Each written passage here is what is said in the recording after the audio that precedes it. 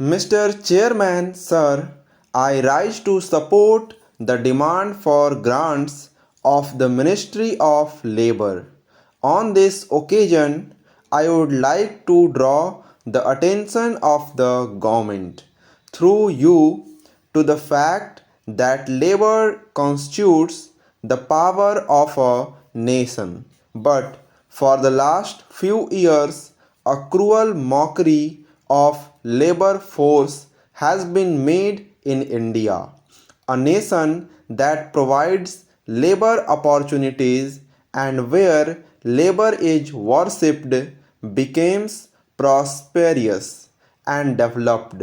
But I would like to draw the attention of the Honorable Minister to the happenings of the last few years so that the repetition thereof is avoided.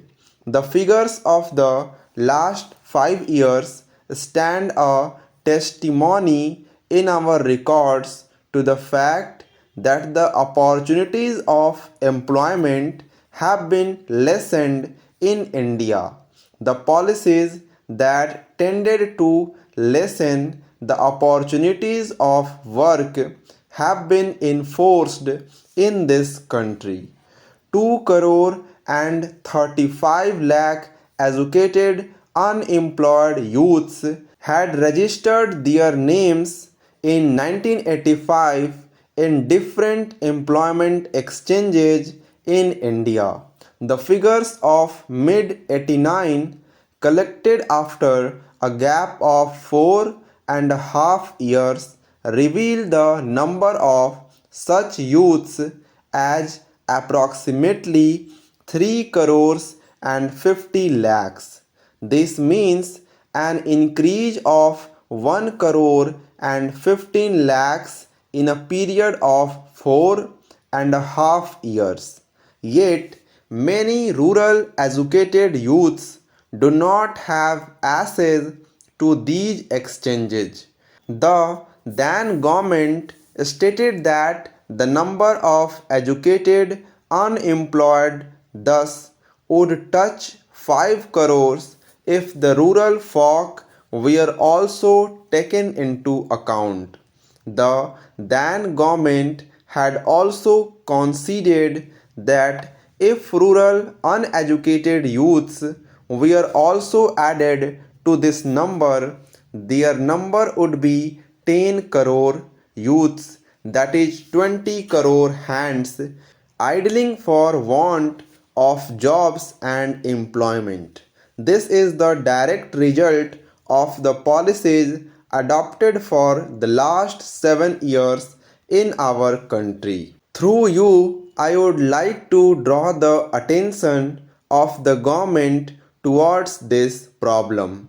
During the last 5 years, there has been a large scale advent of foreign companies in India and restriction of manual employment opportunities in the name of computerization has resulted in rampant unemployment.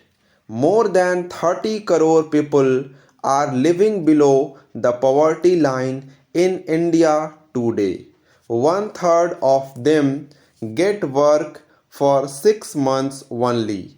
Two-thirds of them for 7 months in a year, and only 4% of such people work for 9 months in a year.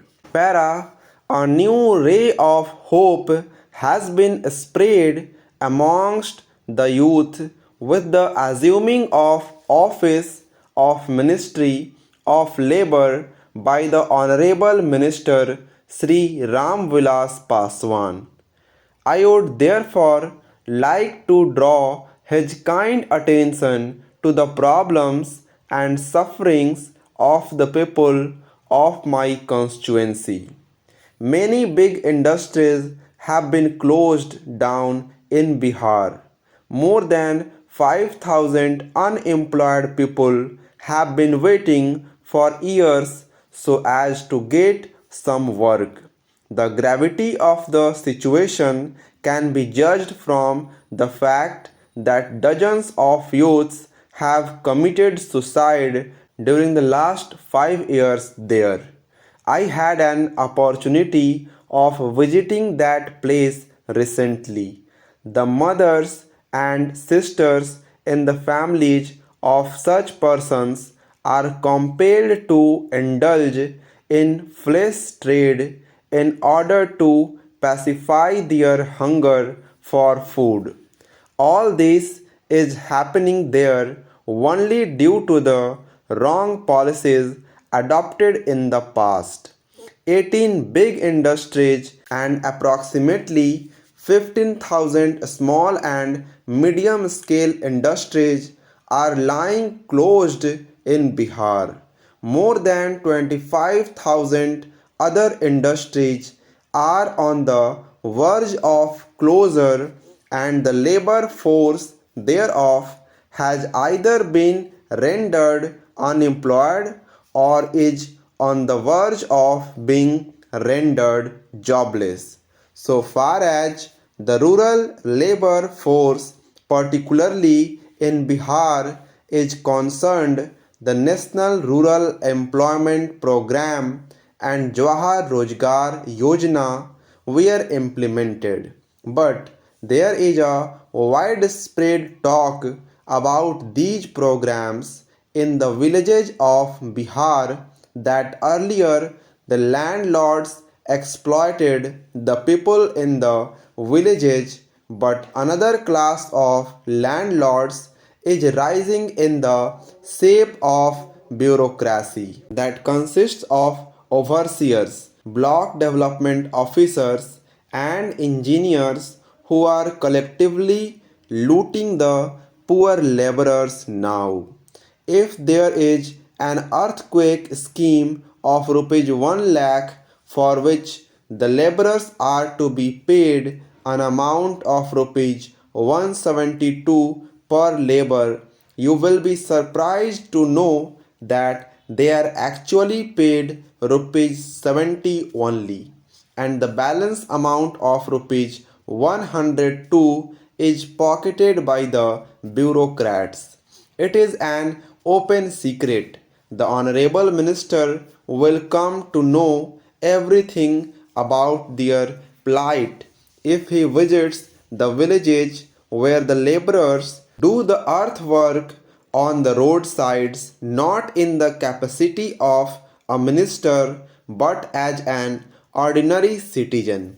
He will also find for himself as to how the rural laborers are being subjected to rampant exploitation, and how does the bureaucracy plunder them of their rightful earnings so as to fill their own coffers. Para, politicians are also responsible to some extent because it is under their patronage that this act of looting the poor is being done. I would like to urge upon the Honorable Minister that the Ministry should look into all these malpractices.